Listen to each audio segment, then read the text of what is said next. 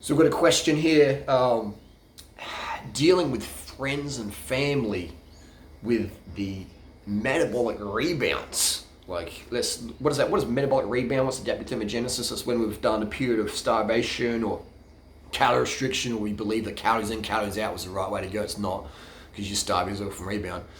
And so there's a great example out there, and she documents this herself, so we're not harassing her or anything like that. Her name's Stephanie Buttermore. I think it's Stephanie Buttermore, and she's done these videos where she was like, starving herself down, really small, petite Asian physique, and then she's just can't do it anymore because she's just starved herself so much. Eventually, the brain's just like, I can't do this anymore. This is impossible. And then poof, and now she's gained like 20, 30.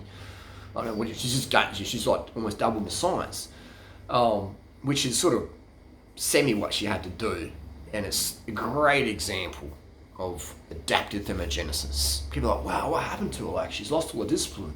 She hasn't lost her discipline, it's just that you can't burn that hard as a human and not blow up eventually, Pun intended. It's just gonna happen. It's like driving your car at 300k an hour. People are like, wow, that's really fast, that's really cool. Eventually there's gonna be a curve in the road. You can't take it 300k an hour. You're gonna crash, right? The roads in the world don't go straight forever. You can't just go calories in, calories out forever. You're gonna crash. You're gonna hit a bend, and then you're gonna go, oh, I didn't see this, and then whoosh, and then there's the wreck. And you don't see these wrecks on social media because generally people re-upload old pictures or whatever, and they just recycle it and think, wow, calories in, calories out actually works. It doesn't. It's just gonna thrash the thyroid out. So, and then you get into the world where you're like, okay, so I'm gonna start eating healthy finally, eating enough, get the carbs in, keep my fat intake low, blah, blah, blah. And then obviously there's a metabolic rebound that's coming, and how people go from, everyone knows the hot chick at school who was like 50 kilos and, 5, 6 or whatever, cheerleader girl who become, 100 kilos or 150 kilos, and that's adaptive thermogenesis, where she went down that straight road for so long at high speed, eventually the curve came, and then she put on 10 kilos, 20, 30, 40, 50 kilos, and it kept going up because she didn't have a cap on a fat intake, right? If she capped a fat intake, she might go up from 50 kilos to 60, 65, maybe even 70 kilos. And then she'll come back down again to 50 and be in a better mood. Be able to do it sustainably. Back it down to, so the 300K is down to 100K, 100K cruising for life. 100K can go straight rows, etc. Back down to 50K for the tight curves, and then back up again. Calibrate to the situations. And so we all know someone who's, was 50 kilos to 100 to 150 kilos. And that is because they didn't cap their fat intake when they finally come back to ground.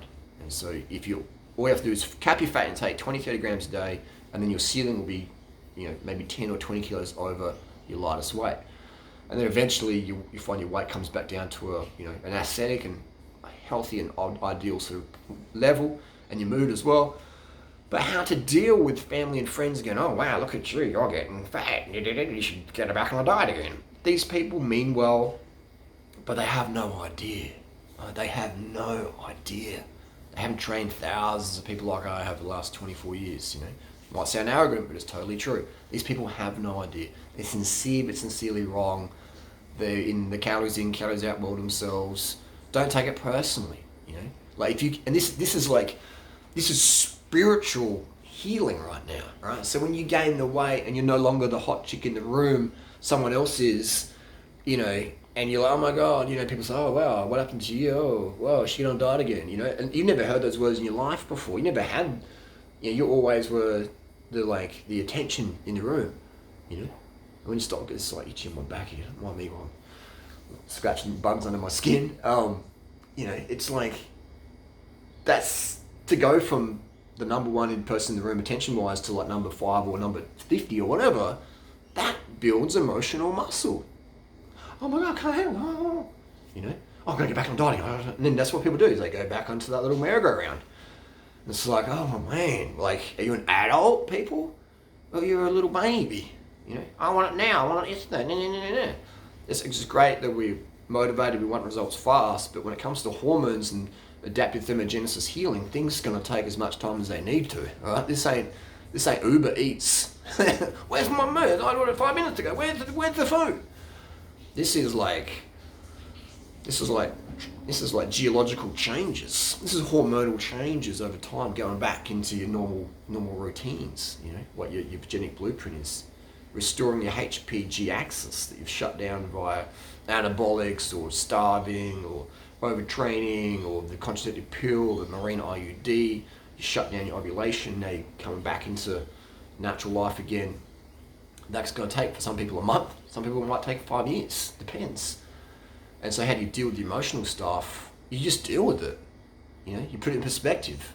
Wow, the worst thing in my life right now is not getting attention from people who only really respect people who have a certain aesthetic. Well, that's a pretty minor problem to have. Wow, I don't put as much value on these shallow people's opinions as I used to. What do I do now?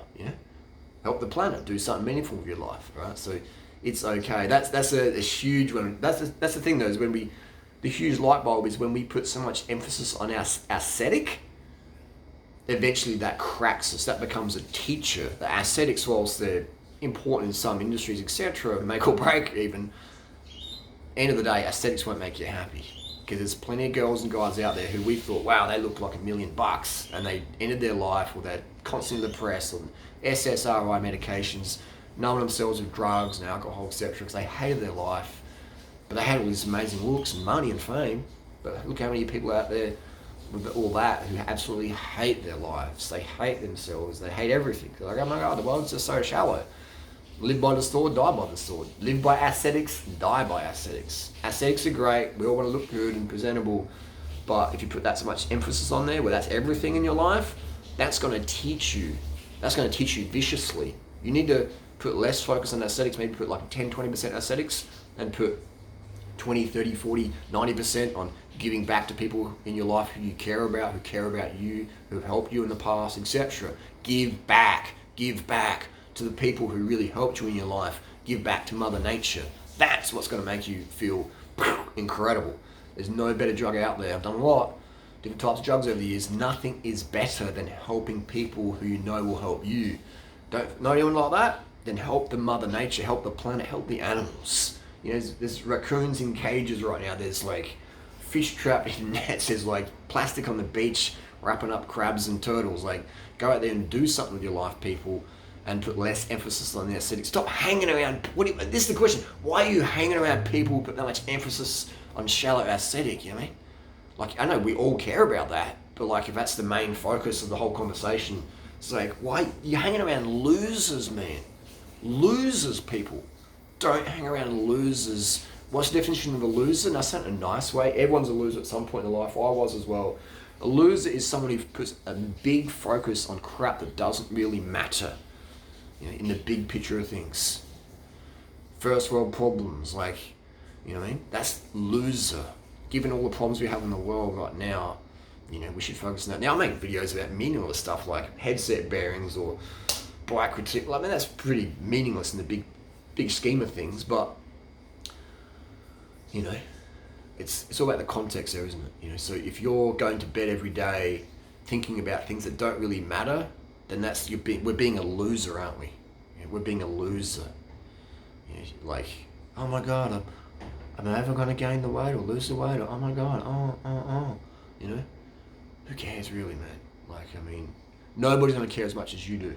All right. So if you're wasting your life thinking about it obsessively every day, then you're going to lose a lot in life, right? It's focusing on aesthetics 10, 20% of the time of the day. Okay, cool.